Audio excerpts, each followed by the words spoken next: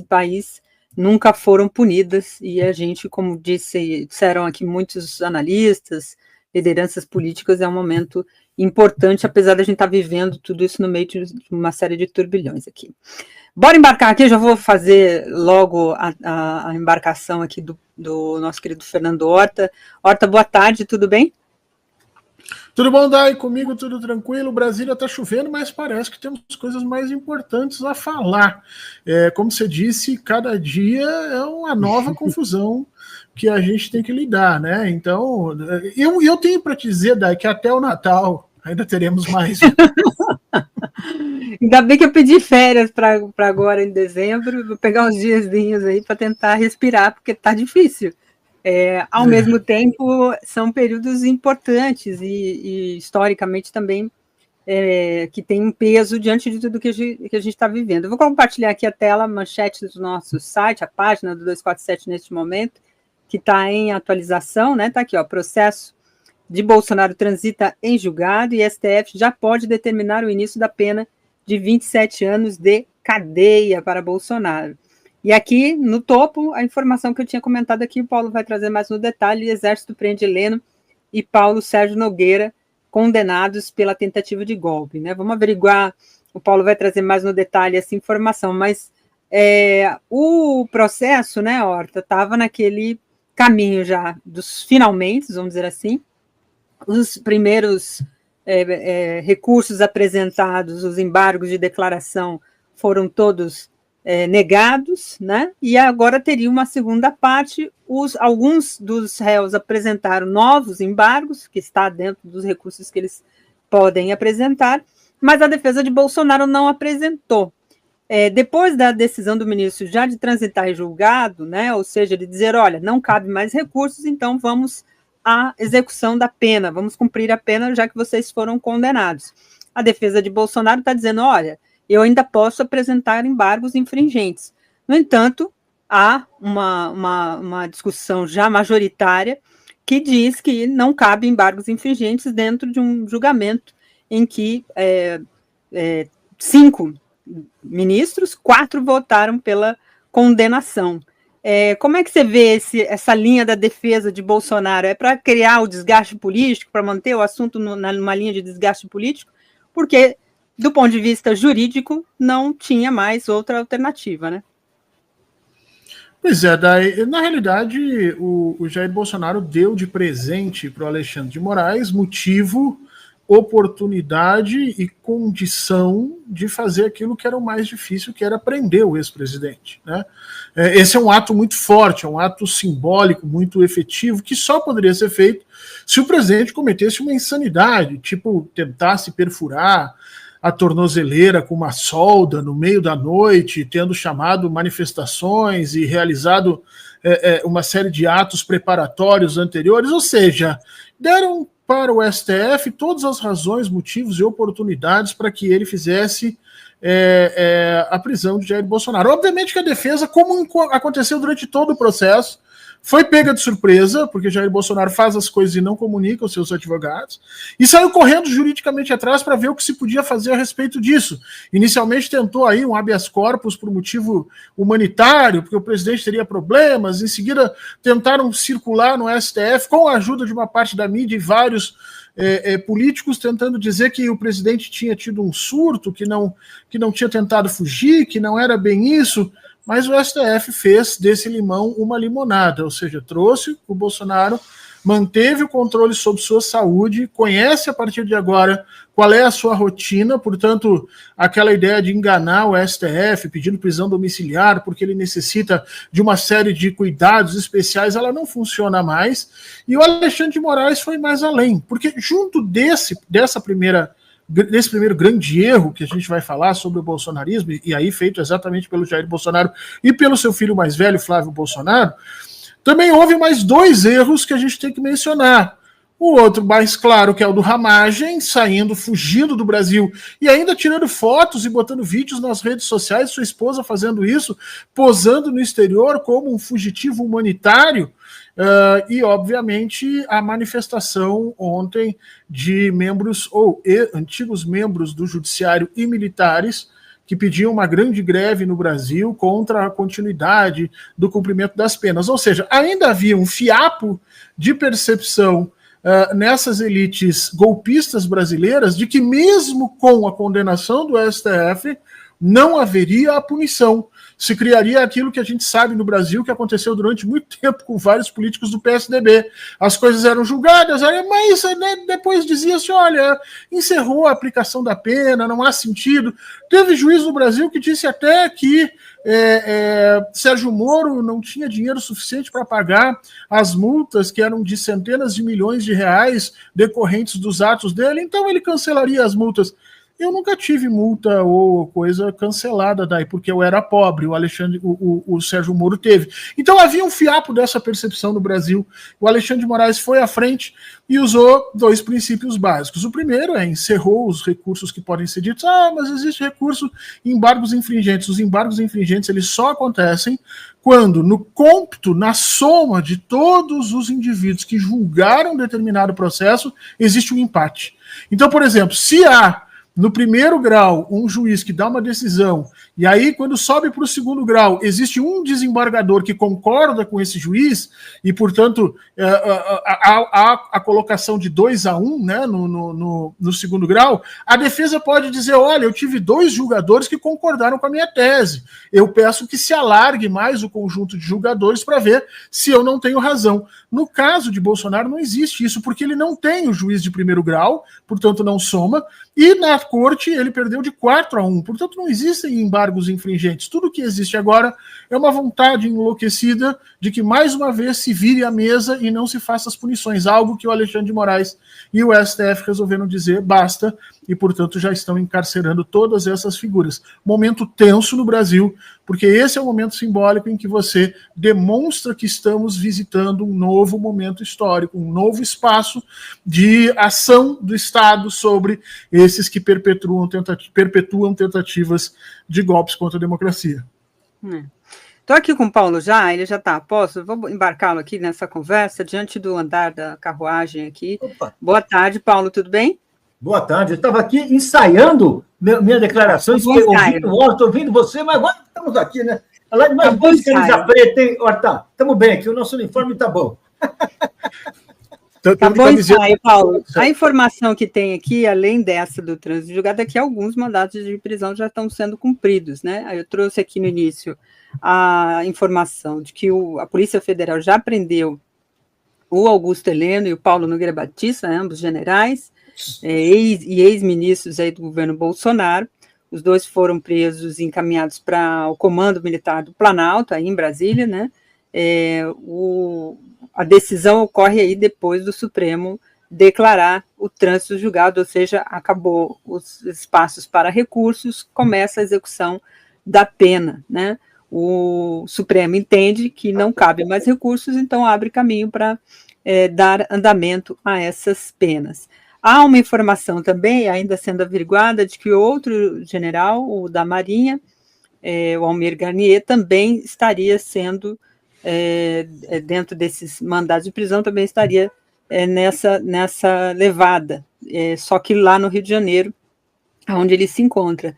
Paulo, momento histórico, né? Você, dentro da sua trajetória do jornalismo, acompanhou vários processos desse país em que tentativas de golpe foram colocadas sempre no pano quente, né, e deixado de lado, e a história...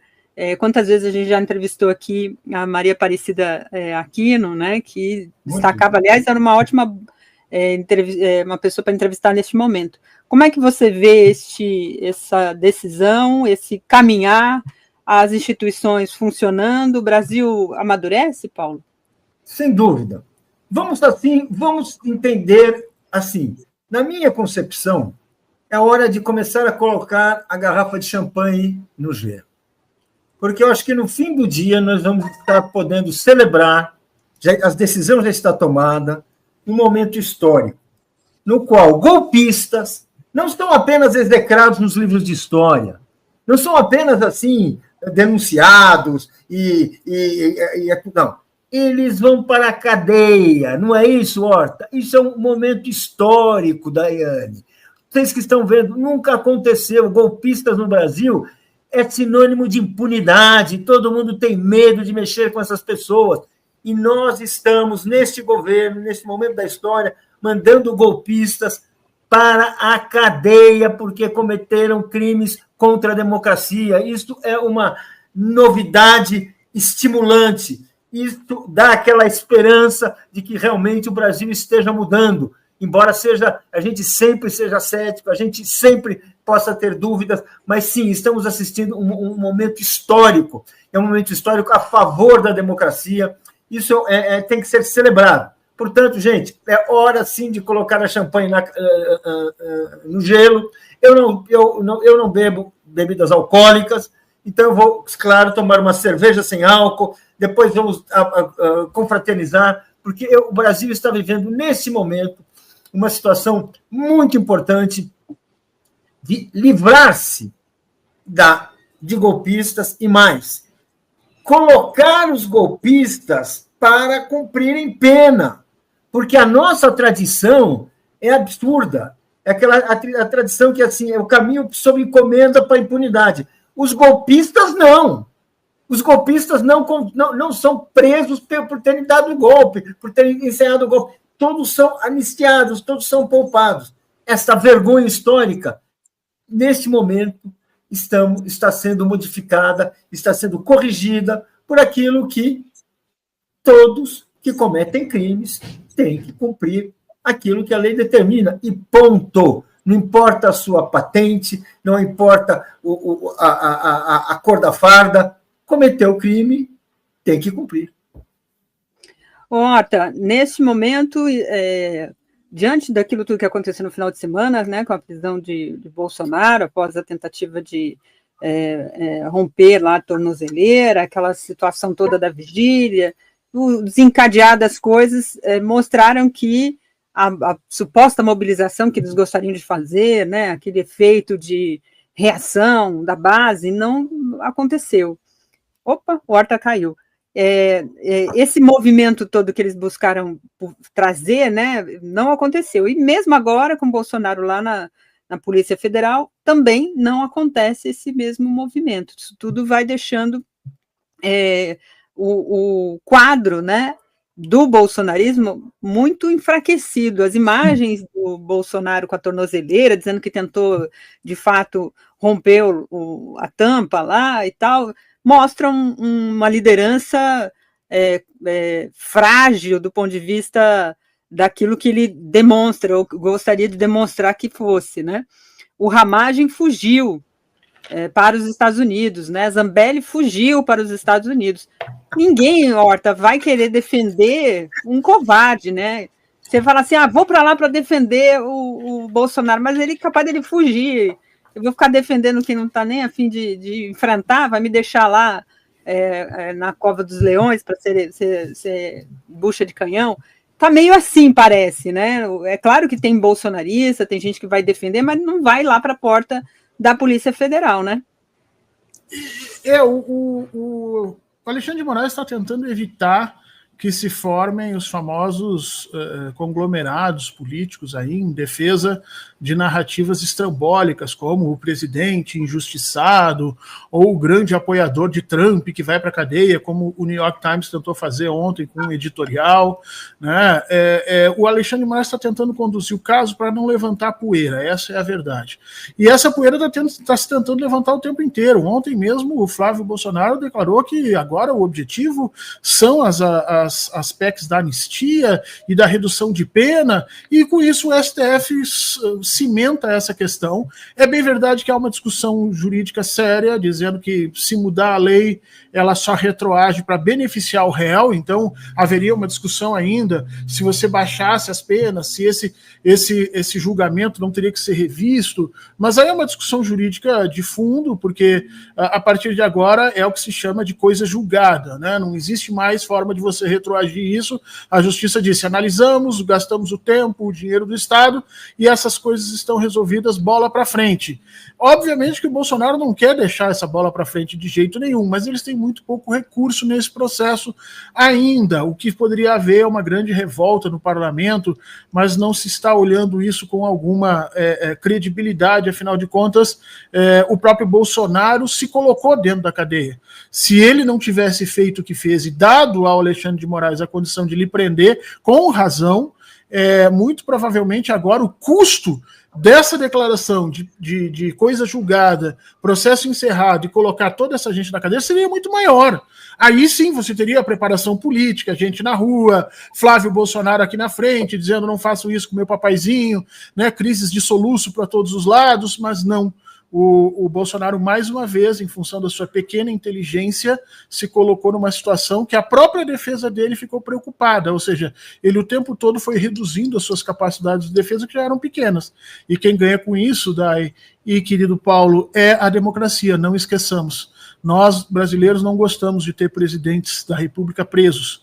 Isso desgasta a nossa institucionalidade, isso de alguma forma traz problemas para explicarmos a nossa história ali adiante. Mas também não podemos conviver com tentativas de golpes eternas. E no pesar dos dois, eu acho que temos que ficar felizes que Jair Bolsonaro está indo para a cadeia junto com os generais. Eu só tenho uma coisinha a questionar. Cadê os financiadores? Onde estão os empresários que doaram dinheiro para que tudo isso pudesse acontecer? Parece que o STF os esqueceu. E se ele esqueceu, nós vamos ter problemas daqui a mais 2, 3, 4 anos, quando um novo ciclo de golpistas for formado pelas Forças Armadas brasileiras. Porque de 4 em 5 anos, você tem uma turma que acha que pode mudar as coisas no Brasil ao seu bel prazer. E se esses financiadores estiverem livres, talvez nós tenhamos que nos incomodar tudo isso de novo. O Paulo, o Horta trouxe aqui essa questão dos financiadores, de fato, esse processo todo não chegou nem perto dos financiadores, e a gente, durante o 8 de janeiro, antes disso, tinha muitas informações sobre essa questão desses empresários, desses agentes financiadores. Era importante chegar a eles também, né? É fundamental, porque sem os financiadores, nós não temos golpe. Os financiadores são aquelas pessoas, aqueles potentados econômicos que financiam, ou seja, viabilizam um golpe, sustentam uma articulação, financiam encontros, financiam atividades, compram consciências que podem estar vacilando, prometem mundos e fundos. Ou seja, a viabilização de um golpe ela é impensável sem os seus financiadores, que são, além de tudo, potentados da classe dominante, são aqueles que têm amigos nos jornais, são aqueles que vão conversar com o grande empresariado, que vão fazer média no Congresso, que vão tentar amortecer a surpresa, vão tentar dar credibilidade, porque eles têm dinheiro, eles sabem como amenizar o crime que está sendo cometido. Então, sim, os financiadores são fundamentais. Se nós temos, sim, o estamento militar que é responsável, que é, sim, o executor de um crime, nós estamos falando, sim, daqueles que viabilizam e sustentam e tornam possíveis esse crime, sim, que são os financiadores. Então, é muito importante que isso seja esclarecido, é muito importante que isso seja definido, porque sem eles, o golpe é uma brincadeira de desenturmados, né, Horta? É o golpe para aquelas pessoas sem base social, não. O que dá a base social do golpe, que transforma esse golpe numa operação de imperialismo, uma operação da alta burguesia brasileira, é quando vem o dinheiro que é necessário para organizar a conspiração, para alimentar, comprar apoio, inclusive pagar a simpatia de jornais, fazer aquele trabalho todo que nós sabemos que acaba sendo feito para ajudar. Então, esse é um trabalho que tem de ser encaminhado, que tem que ser esclarecido. Estamos falando de um golpe derrotado, abortado, não sei se vamos dizer o termo correto é abortado, muitas vezes pessoas usam esse termo, mas é um golpe que foi derrotado. Agora, nem por isso ele é menos pernicioso, e é só quando um golpe é derrotado, vamos falar a verdade, é que se consegue chegar aos culpados. Paulo, porque estamos aqui já com... Assim, nós é que estaremos, assim, as vítimas é que estão na cadeia. Agora não, é por isso, é uma oportunidade rara na nossa história. Eu já incluí o Atushi aqui. Boa tarde, Atushi, tudo bem? Tudo bem, não sei se vocês têm as novidades aí. Boa tarde, Paulo, Horta, Daiane. Do general Heleno preso, o Paulo Sérgio preso, o Braga Neto já estava preso e agora o Almir Garnier também está sendo levado. Então, eu acho que é histórico, né? Então, histórico, primeira vez na história do Brasil que a gente tem militares de fato, né, encarcerados por uma tentativa de golpe de Estado, né? Eu estou pegando o bonde andando. Eu vi que a Thumb estava aí falando do trânsito em julgado, né? Mas eu acho que a prisão dos generais é fundamental. É importantíssimo. Sim, a gente estava comentando isso aqui quando eu abri o programa, veio a informação dessa prisão feita pela Polícia Federal e eles sendo já levados para o comando militar lá do Planalto, em Brasília.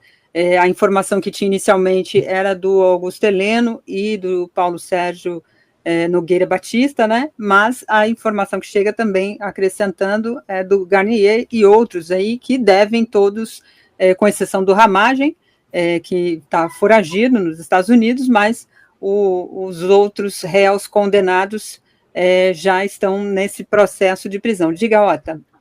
Eu tenho uma pergunta, se alguém puder explicar, inclusive quem está nos assistindo. Agora a bola está com o Supremo Tribunal Militar, que precisa dar início aos processos de cassação das patentes, né?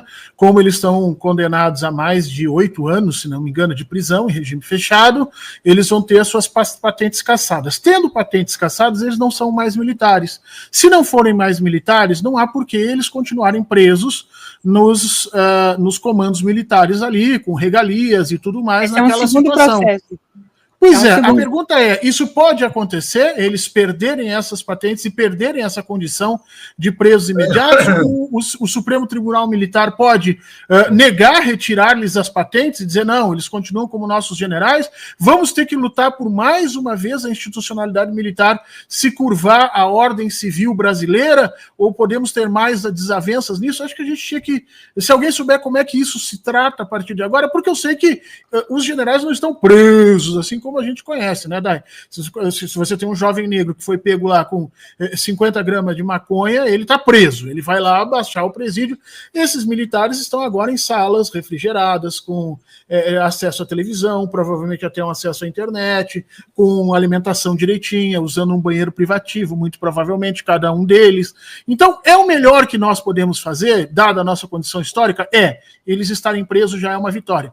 Mas a gente tem que ver essas condições e se a institucionalidade militar ainda não pode se levantar contra isso, haja visto que nós vimos nas últimas semanas na discussão da presidenta do Superior Tribunal Militar com aquele ministro, que os dois bateram boca exatamente porque ela fez um pedido de desculpa com relação ao golpe de 64. Então, qual vai ser, a partir de agora, a tônica das ações dessa institucionalidade? A gente tem que tomar um pouquinho de cuidado para não tomar o champanhe ainda um pouco antes da hora. Esse processo é um trâmite que vai ser feito lá no Tribunal Superior, no Superior Tribunal Militar, a partir desse trânsito julgado, né? Aí o Ministério Público Militar, a gente entrevistou aqui o Procurador-Geral do Superior Tribunal, do Ministério Público Militar, e ele destacou qual é o caminho, né, que vai ser percorrido dentro daquilo que é o devido processo legal. Então, feito o trânsito julgado nessa ação, aí o Ministério Público do Tribunal Militar é que vai começar a agir já para dar andamento diante da execução da pena sendo efetivada já neste momento, tem todo um trâmite lá. É claro que diante do cenário, tudo que tinha se demonstrado é que o Tribunal Militar não estaria numa linha de fazer um confronto com o Supremo Tribunal Federal, né? Ou seja, derrubar decisões ou manobrar no sentido contrário. A princípio, não era esse o desenho que o Tribunal Superior Militar estava fazendo. Mas, no Brasil, como disse o Horta, tudo pode acontecer. Nessa situação, inclusive, a recomendação por parte do ministro Alexandre de Moraes, de que trate os presos com dignidade, sem exposição. Essa deveria ser uma regra, como você disse, para todos, né? Claro. No entanto, tem que fazer uma ressalva lá no texto para dizer, olha, trate eles com dignidade. O resto do povo você pode tratar sem dignidade, pode fazer o esculacho, como é a linguagem utilizada pelos policiais, contra o povo trabalhador vulnerável, mas contra generais você tem que ter toda a cautela e cuidado, sem exposição e dignidade a esses presos especiais, né, Ota?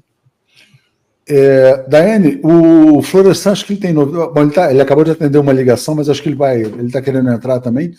E agora é o seguinte, quer dizer, acho que a notícia que falta para o dia de hoje é o Supremo determinar o início do cumprimento da pena do Bolsonaro, né? Que eu acho que vai acontecer provavelmente no dia de hoje também, né?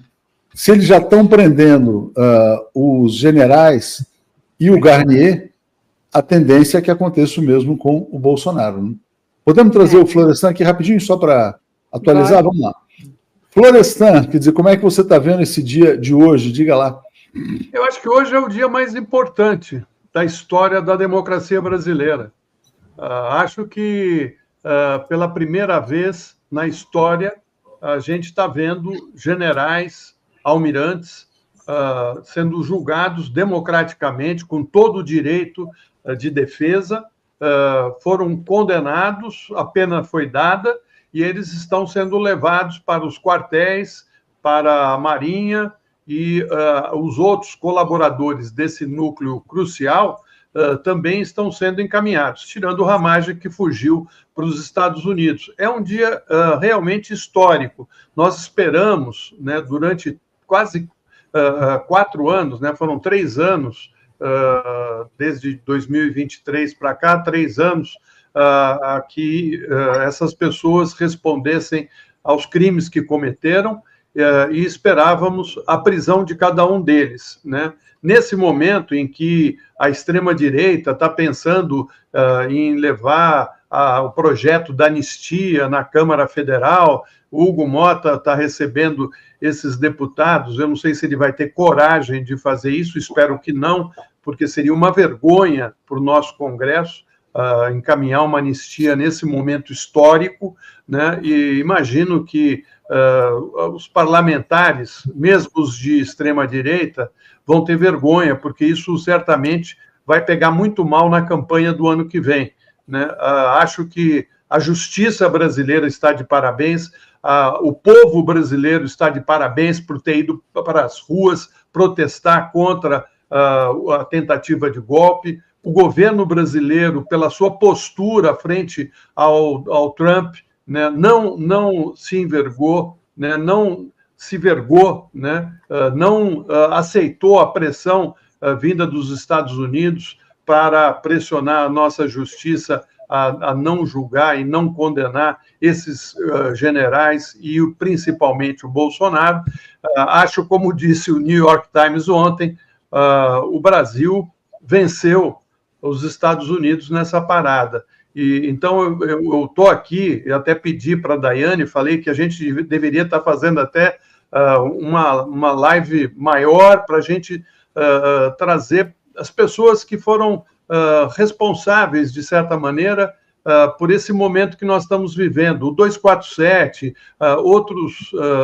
outros veículos de comunicação de esquerda, de centro-esquerda, democráticos, tiveram na frente desse embate, né, contra o fascismo, e nós estamos tendo hoje uma grande vitória. É lógico que a gente tem que ficar atentos, porque o fascismo está aí no nosso pescoço, mas eles estão perdendo, nesse momento, a principal batalha, e a gente deve festejar isso, né? Eu nunca imaginei na minha vida, eu que vivi a ditadura militar, né, que vivemos a ditadura militar, que perdemos amigos, que tivemos amigos torturados, né? A gente, naquela época, não conseguiria imaginar, Paulo, que a gente iria ver esses generais que estiveram com Bolsonaro sendo condenados e presos. Parabéns à nossa democracia. Não, fala muito forte, né? E, Paulo, você concorda com essa fala aí do Florestan também? Quer dizer, Olha, exatamente, que nós estamos vivendo, sim, um momento histórico no qual o Brasil, e isso é o New York Times que diz, e é importante que tenha sido o New York Times, o Brasil não aceitou o Trump, o Brasil pôs o Trump para correr. O Brasil foi para a briga com o Trump e venceu. Essa é a tese do New York Times. Ou seja, tivemos, sim, um momento histórico de um país, que é o Brasil, com todas as condições que o Brasil possui, que enfrentou a diplomacia do império e enfrentou essa democracia, essa burocracia, enfrentou essa fortaleza imperial e o Brasil venceu. Isso quem está dizendo é o New York Times. Isso é importante. Ou seja, o que nós vivemos hoje é um processo histórico que completa a nossa vida como nação independente. Porque desde o Grito de Ipiranga, gente, desde o Grito de Ipiranga, o Brasil tinha uma independência que ela estava limitada, que ela era até certo ponto real e no ponto seguinte formal, porque sempre nós tivemos uma tutela imperial. Hoje, pela primeira vez, essa tutela foi rompida. Nesse momento em que se recusa a pressão da Casa Branca, em que se recusam essas forças, o Brasil sim dá um passo na sua emancipação. Isso é um momento histórico que nós estamos vivendo. Isso é um episódio assim que terá que ser explicado pelos historiadores, debatido com a nossa juventude, debatido por todos aqueles que compreendem o Brasil, que lutaram pelo Brasil e que, nesse momento, o país deu um salto importante na sua Constituição, na sua formação, no seu lugar no mundo. Isso certamente aumenta as responsabilidades do governo brasileiro, aumenta também as responsabilidades do Brasil perante a diplomacia, perante os outros países. É uma afirmação da nossa independência. Nós que fomos sempre tratados quase como carta fora do baralho, como aqueles que não têm poder, nós conseguimos recuperar a nossa independência, conseguimos afirmar a nossa autoridade. E isso é simbolizado por aqueles comandantes militares, aqueles chefes militares que entregaram a nossa independência, como fizeram em 64, como fizeram no AI-5 e como estavam prestes a fazer nesse momento. Esse é o peso, é a importância do momento que nós estamos vivendo. Não é uma virada qualquer, não é uma vitória qualquer. É aquelas vitórias tão grandes que, às vezes, quando a gente está olhando, a gente não consegue perceber a dimensão. Exatamente. O Dan, desculpa o Florestan saiu, desculpa ter entrado assim, meio que sem avisar, mas o Florestan alertou, né, sobre a importância do fato.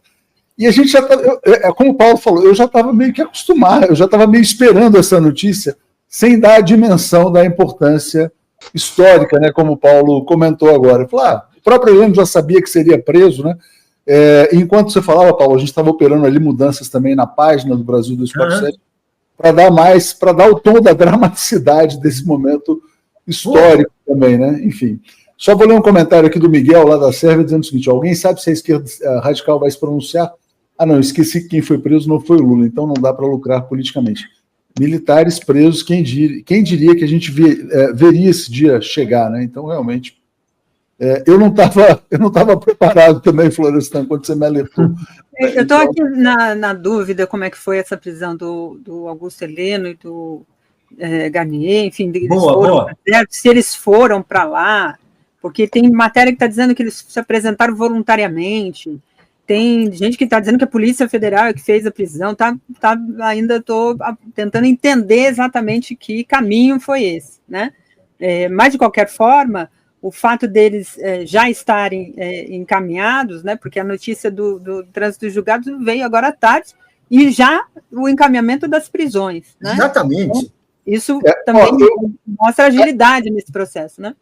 A informação que eu tenho da AN é assim, vou ler aqui a matéria como está publicada no UOL, e a gente publicou mais ou menos parecido, né? Homens do Exército acompanham nesta tarde os generais Augusto Heleno e Paulo Sérgio Nogueira para o Comando Militar do Planalto. Já foi emitido mandado de prisão, ou seja, pelo Supremo Tribunal Federal, e os dois estão indo de forma espontânea para a instalação militar, à espera da oficialização da decisão iminente do ministro Alexandre de Moraes. Agora, é estranho isso, de fato, como você fala. Então, eles antecipam a decisão do Alexandre de Moraes e vão para um... Já vão para um lugar que nem vão para o comando militar? Quer dizer, e se a prisão olha, foi em presídio, por que a prisão é no comando militar também? Eu não sei se... Eles ainda Por têm lei, patente para aquilo que ele... Que por lei, por lei. Eles ainda têm patente. Por lei. mas- Todo militar tem direito a ser... militar, seja ele do Exército ou da Polícia, ele tem direito a ser preso em instituição militar específica para evitar que sejam agredidos na cadeia e tal. Eu já vi, a gente não tem essa experiência de golpes derrotados, né? Então, nós estamos assistindo golpes É a derrotados. primeira vez, né, Paulo? A gente está improvisando ainda. Não, e certamente, o que a gente pode falar nesse improviso é o seguinte: eles perderam, Mané.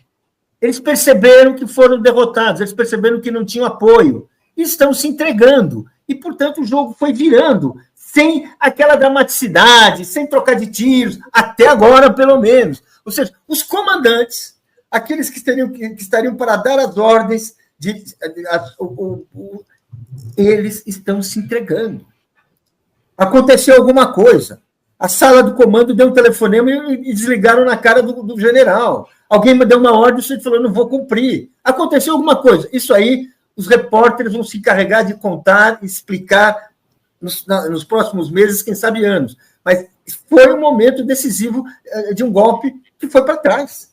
Um golpe que não se deu e que, pela primeira vez na nossa história, quem está comemorando são aqueles que venceram o golpe. Pela primeira vez, um golpe foi vencido, gente. Isso assim não se conhece, a gente não sabe nem como vai começar escrevendo essa matéria, mas de fato é isso que aconteceu. Exatamente.